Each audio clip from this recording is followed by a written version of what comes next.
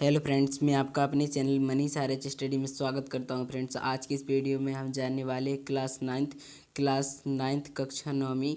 जी हाँ फ्रेंड्स, कक्षा नौवीं, विषय हिंदी, सब्जेक्ट हिंदी, विषय हिंदी, क्षितिज, जो आपकी क्षितिज भाग 1 पुस्तक है, उसका चैप्टर 2 अध्याय 2 लहसा की ओर। इसकी वेरी मोस्ट क्वेश्चन आंसर आज की इस वीडियो में हम जानने वाले, तो इस वीडियो को अंत तक जरूर देखो। और हाँ फ्रेंड्स, आपका जो रिड्यूस सिलेबस है क्लास नाइन्थ का और वार्षिक परीक्षा का ब्लूप्रिंट है, वो भी इसी चैनल पर अपलोड कर दिया गया है, तो आप उसे ज़रूर देख लें। और ये भी है कि त्रैमासिक परीक्षा में कौन कौन से अध्याय पूछे जाने हैं। तो फ्रेंड्स, ये आपका अध्याय जो है 2 जो है त्रैमासिक परीक्षा में पूछा जाना है, हिंदी का चैप्टर 2 लहजा की ओर। तो ये आपके लिए बहुत ही महत्वपूर्ण है। ये वार्षिक परीक्षा में और अर्धवार्षिक परीक्षा में भी जो अध्याय ये रिड्यूस नहीं हुआ है, इससे क्वेश्चन पूछे जाएंगे फ्रेंड्स। तो चलिए फ्रेंड्स, हमने टाइम वेस्ट किया, अपनी इस वीडियो को स्टार्ट करते हैं और आपका स्वागत है सुपर फास्ट वीडियो में।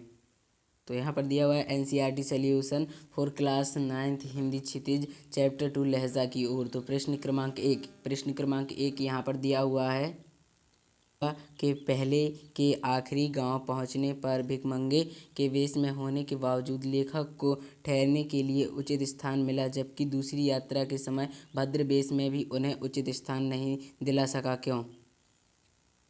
क्वेश्चन का आंसर यहाँ पर दिया हुआ है। लेखक के मित्र सुमित की यहाँ के लोगों से जान पहचान होने के कारण भिखमंगों के बेस में रहने के बावजूद भी उन्हें ठहरने के लिए अच्छी जगह मिली, जबकि दूसरी यात्रा के समय जानकारी न होने के कारण भद्र यात्री के बेस में आने पर भी उन्हें रहने के लिए उचित स्थान नहीं मिला। उन्हें गांव के एक सबसे गरीब झोपड़े में ठहरने की स्थान मिला। ऐसा होना बहुत कुछ लोगों को उस वक्त को मनोवृत्ति पर भी निर्भर करता है, क्योंकि शाम के वक्त छड़ पीकर बहुत कम होश हवास को दुरुस्त रख पाते हैं।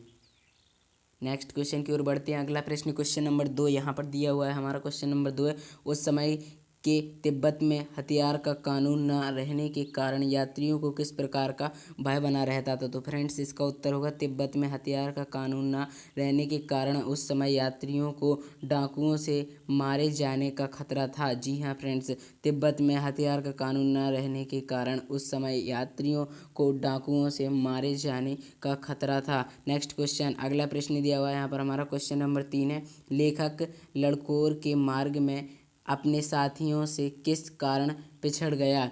लेखक लड़कोर के मार्ग में अपने साथियों से किस कारण पिछड़ गया? तो फ्रेंड्स, हमारा इसका उत्तर होगा लड़कोर के मार्ग में लेखक का घोड़ा थककर धीमा चलने लगा था, इसलिए लेखक अपने साथियों से पिछड़कर रास्ता भटक गया। अगला प्रश्न यहाँ पर दिया हुआ है हमारा, लेखक ने शेखर विहार में सुमित को उनके यजमानों के पास जाने से रोका, परंतु दूसरी बार रोकने का प्रयास क्यों नहीं किया? तो फ्रेंड्स, यहाँ पर हमारा इसका उत्तर दिया हुआ है, एक मंदिर में लेखक वहाँ के बुद्ध वचन अनुवाद की हस्तलिखित पोथियाँ पढ़ रहे थे। वे पोथियों को पढ़ने में मग्न थे, इसलिए सुमित के अपने यजमानों से मिलने जाने के बारे में पूछने पर लेखक ने उन्हें जाने के लिए कह दिया। नेक्स्ट क्वेश्चन, अगला प्रश्न दिया हुआ है हमारा क्वेश्चन नंबर 5 है, अपनी यात्रा के दौरान लेखक को किन कठिनाइयों का सामना करना पड़ा? तो फ्रेंड्स, इसका उत्तर होगा, वेरी मोस्ट इम्पोर्टेंट क्वेश्चन है, अपनी यात्रा के दौरान लेखक को किन कठिनाइयों का सामना करना पड़ा? तो इसका उत्तर होगा, यात्रा के दौरान लेखक को निम्न कठिनाइयों का सामना करना पड़ा। पहली होगी, उस समय भारतीयों को तिब्बत यात्रा की अनुमति नहीं थी, इसलिए उन्हें भिखमंगे के रूप में यात्रा करना पड़ी। दूसरा है दिया हुआ है, चोरी के डर से भिखमंगों को वहाँ के लोग घर में घुसने नहीं देते थे, इसी कारण लेखक को भी ठहरने के स्थान को लेकर कठिनाई का सामना करना पड़ा। तीसरा दिया हुआ है, झंडा थोड़ला जैसी खतरनाक जगह को पार करना पड़ा। यहाँ पर दिया हुआ है, डांडा थोड़ला जैसी खतरनाक जगह को पार करना पड़ा। तो अगला चौथा पॉइंट दिया हुआ है, लड़कोर का रास्ता तय करते समय रास्ता भटक जाने के कारण वे अपने साथियों से बिछड़ गए। क्वेश्चन, अगला प्रश्न क्वेश्चन नंबर 6 यहाँ पर दिया हुआ है, प्रस्तुत यात्रा वृत्तांत के आधार पर बताइए कि उस समय का तिब्बती समाज कैसा था। तो फ्रेंड्स यहाँ पर हमारा इस क्वेश्चन का उत्तर होगा, उस समय तिब्बती समाज में जाति पाति छुआछूत नहीं था। औरतों के लिए पर्दा प्रथा का प्रचलन भी नहीं था। अपरिचित व्यक्ति को भी अपने घर में आने दे सकते थे, परंतु चोरी के भय से किसी भिखमंगे को घर में घुसने नहीं देते थे। वहाँ आतिथ्य सत्कार अच्छी तरह से किया जाता था। क्वेश्चन है, अगला प्रश्न दिया हुआ, मैं अब पुस्तकों के भीतर था। मैं अब पुस्तकों के भीतर था। नीचे दिए गए विकल्पों में से कौन सा इस वाक्य का अर्थ बतलाता है। लेखक पुस्तकें पढ़ने में रम गया। लेखक पुस्तकों को शेल्फ के भीतर चला गया। पुस्तकों की शेल्फ के भीतर चला गया। लेखक के चारों ओर पुस्तकें ही थीं। पुस्तक में लेखक का परिचय और चित्र छपा था। तो फ्रेंड्स इसका उत्तर का होगा, सही उत्तर होगा का, लेखक पुस्तकें पढ़ने में रम गया। जी हाँ फ्रेंड्स, का ऑप्शन पर दिया हुआ है, लेखक पुस्तकें पढ़ने में रम गया। मैं अब पुस्तकों के भीतर था, तो इसका उत्तर होगा लेखक पुस्तकें पढ़ने में रम गया। नेक्स्ट क्वेश्चन है, अगला प्रश्न नंबर 8 दिया हुआ है हमारा, सुमित के यजमान और अन्य परिचित लोग लगभग हर गांव में मिले। इस आधार पर आप सुमित के व्यक्तित्व की किन विशेषताओं का चित्रण कर सकते हैं। सुमित के यजमान और अन्य परिचित लोग लगभग हर गांव में मिले। तो फ्रेंड्स इस क्वेश्चन का उत्तर होगा सुमित की चारित्रिक विशेषताएं। तो इसका फर्स्ट पॉइंट दिया हुआ है, सुमित व्यवहार कुशल व्यक्ति थे। दूसरा दिया हुआ है, उनका व्यवहार सबसे मित्रतापूर्ण था। तीसरा दिया हुआ है, वे जहाँ भी जाते थे वहीं अच्छे स्वभाव के कारण मित्र बना लेते थे।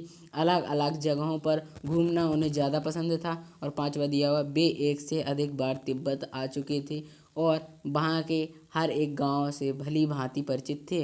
नेक्स्ट क्वेश्चन, क्वेश्चन नंबर 9 यहाँ पर दिया हुआ है, हालांकि उस वक्त मेरा भेष ऐसा नहीं था कि उन्हें कुछ भी ख्याल करना चाहिए था। तो इसका उत्तर होगा उक्त कथन के यहाँ पर उत्तर नहीं दिया हुआ है, यहाँ पर क्वेश्चन है, उक्त कथन के अनुसार हमारे आचार व्यवहार के तरीके वेशभूषा के आधार पर तय होते हैं। आपकी समझ से यह उचित है अथवा अनुचित विचार व्यक्त करें। तो फ्रेंड्स इसका उत्तर होगा, बहुत हद तक वेशभूषा हमारे आचार व्यवहार से संबंधित होती है। वेशभूषा मनुष्य के व्यक्तित्व को दर्शाती है। उदाहरण के तौर पर साधु संत को देखकर उनका सतीत्व रूप हमारे सामने उभरता है।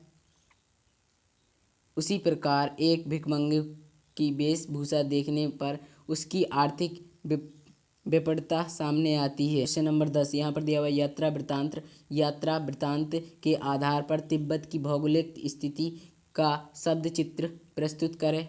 वहाँ की स्थिति आबवेव राजध्वज शहर से किस प्रकार भिन्न है। तो फ्रेंड्स इस क्वेश्चन का आंसर होगा, तिब्बत एक पहाड़ी प्रदेश है, यहाँ बर्फ़ पड़ती है। इसकी सीमा हिमालय पर्वत से शुरू होती है। डांडे के ऊपर से समुद्र तल की गहराई लगभग 17 से 18 हज़ार फीट है। पूरब से पश्चिम की ओर हिमालय के हजारों श्वेत शिखर दिखते हैं। भीटे की ओर दिखने वाले पहाड़ों पर न तो बर्फ की सफ़ेदी थी न किसी तरह की हरियाली। उत्तर की तरफ पत्थरों का ढेर था। फ्रेंड्स अगर ये वीडियो पसंद आया हो तो इस वीडियो को लाइक करें और अपने फ्रेंड्स के साथ शेयर करें। ऐसे वीडियो पाने के लिए हमारे चैनल मनीष आर्य स्टडी को सब्सक्राइब करें। Thanks for watching video. जय हिंद, वंदे मातरम।